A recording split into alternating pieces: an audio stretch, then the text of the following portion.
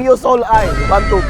Ang halaga nito, 30, another day, another bike. So may mga available nga pala tayo mga kuys na unit ngayon na binobo at meron tapos na.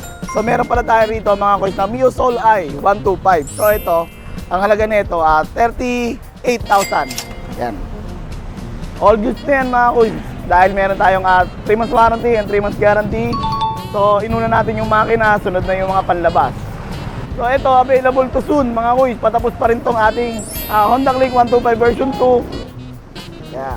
So meron bang problema kaya hindi pa natin ma-release, no? May mga hinihintay pa tayong pyesa. Pero good na yung looks niya. Tapos meron pa tayo rito mga kuys na Click 125 version 2 rin.